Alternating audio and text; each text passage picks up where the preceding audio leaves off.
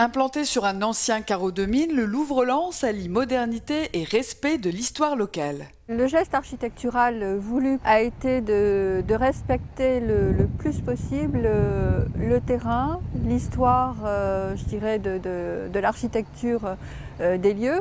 C'est pour ça qu'on se trouve face à un bâtiment qui n'est pas très haut, puisque c'est un bâtiment qui fait un peu plus de 6 mètres de haut, qui ne dépasse pas, je dirais, l'horizon et la hauteur des maisons et des cités qui sont autour de ce musée. 3 ans ont été nécessaires pour construire le Louvre-Lens, un projet réalisé par un cabinet d'architectes japonais, aidé d'un muséographe mais aussi d'une paysagiste. Une grande place a été laissée à la nature environnante.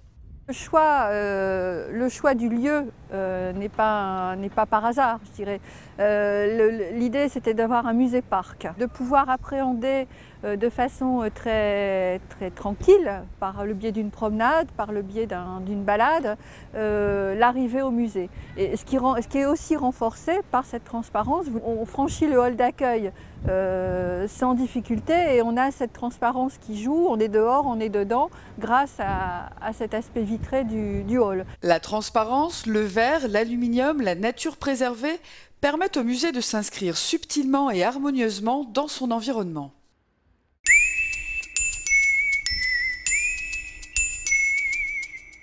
Caroline a rejoint le Louvre-Lens il y a 1 an en tant que médiatrice culturelle.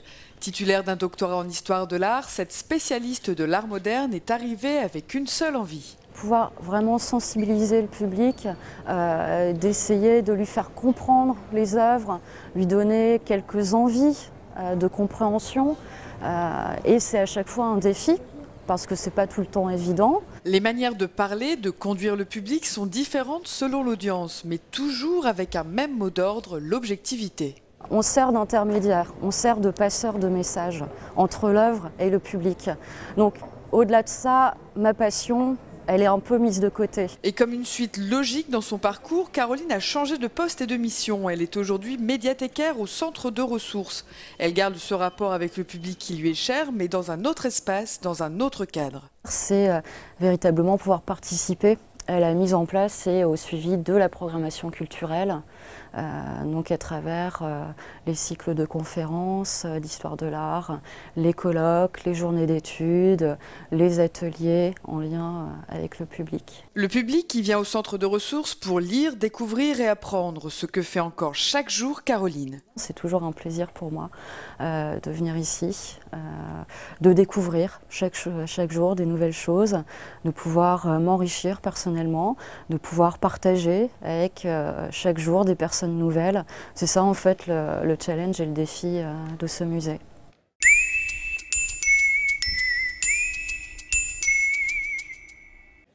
Faire découvrir la vie secrète des œuvres, voilà ce que propose le Louvre-Lens. Grâce à l'espace découverte, le public peut observer les réserves du musée et même y voir des conservateurs et des restaurateurs travailler sur les œuvres. Des œuvres majeures qui viennent directement du musée parisien. On établit toujours, avant le départ d'une œuvre, avant qu'elle soit emballée, ce qu'on appelle un constat d'état, c'est-à-dire un relevé très précis des éventuelles dégradations et fragilités de l'œuvre. Et à l'arrivée, donc vous voyez, l'œuvre est sortie de sa caisse et immédiatement on vérifie sur la base de ce constat qu'il n'y a pas de problème. Et dans ces coulisses, rien n'est laissé au hasard. La mécanique est bien huilée. Toute ouverture est programmée, rien n'est improvisé. On sait toujours ce que contiennent les caisses, quelle fut l'histoire et le cheminement de l'objet, de son départ à l'arrivée. Et toutes les œuvres exposées au Louvre-Lens passent par cette étape. Des œuvres qui émerveillent déjà à peine sorties de leur caisse. C'est toujours surprenant, c'est toujours une découverte. Et toute ouverture de caisse est un événement en soi. Ces réserves visibles et visitables constituent un véritable lieu d'échange entre visiteurs et professionnels.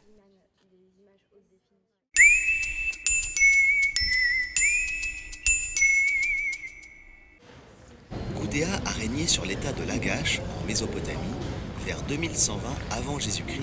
Là, on est en train de découvrir l'animation sur le Gudea. Observons à présent la position de ses mains. Jointe au niveau de sa poitrine, elles font un geste de prière. La nature des commentaires, ce sont des commentaires enregistrés par des spécialistes, donc des conservateurs du musée du Louvre, des historiens d'art. Et on sait que c'est quelque chose qui est extrêmement apprécié par les visiteurs, puisqu'en fait ils entendent presque dans leur oreille les meilleurs spécialistes leur parler de l'œuvre qu'ils ont devant les yeux. Paris est ici représenté avec sa première femme Œnone, qui est la fille d'un fleuve et qui avait la faculté de lire dans l'avenir. Paris a mis un petit mot d'amour pour Œnone qu'ils sont en train de commenter. Notre travail avec Orange, ça a été de réfléchir à un outil qui soit le plus en adéquation avec l'expérience en elle-même physiquement dans la Galerie du Temps. Donc c'est pour ça qu'on a très rapidement réfléchi et trouvé cette solution d'immersion 3D dans la Galerie du Temps. L'idée, c'est de leur donner déjà quelques clés de compréhension de l'œuvre qui est devant eux. Par exemple, face à une sculpture, on ne pense pas forcément à tourner autour, à regarder derrière, même un tableau, à se décaler. Nous, notre idée, c'est vraiment de donner des petites clés pour ensuite pouvoir les réutiliser face aux œuvres. Il faut que les gens regardent les œuvres qui sont réellement devant eux pour ensuite profiter au maximum des commentaires.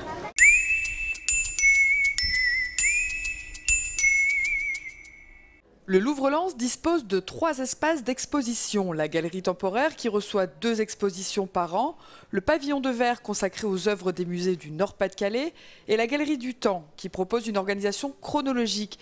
Des œuvres de cultures différentes cohabitent donc. Ici, typiquement, on se retrouve devant un tableau majeur d'Ingres qui est la représentation de M. Bertin. Et si on se promène donc très tranquillement dans la galerie du Temps, on va avoir une cohabitation étrange, peut-être pour certains musées, puisqu'on va se retrouver sur une œuvre de la même époque, mais d'un prince perse qui n'aurait jamais été représenté à côté de M. Bertin dans n'importe quel autre musée. Cette particularité du musée permet donc un certain dialogue entre les œuvres, entre les styles et entre les techniques. Ça a été une volonté très forte et très surveillée, je dirais, par le musée du Louvre, qui tenait beaucoup à ce qu'il y ait cohabitation et il y ait une fluidité, effectivement, entre les époques, entre les types d'œuvres. L'Antiquité, le Moyen-Âge et les temps modernes sont exposés ici. De 3500 avant Jésus-Christ au milieu du XXe siècle, toutes les civilisations sont représentées. Cette présentation est plutôt pédagogique. Nous avons une frise chronologique qui est sur un des murs et aussi des explications quant à l'évolution de l'art selon les périodes.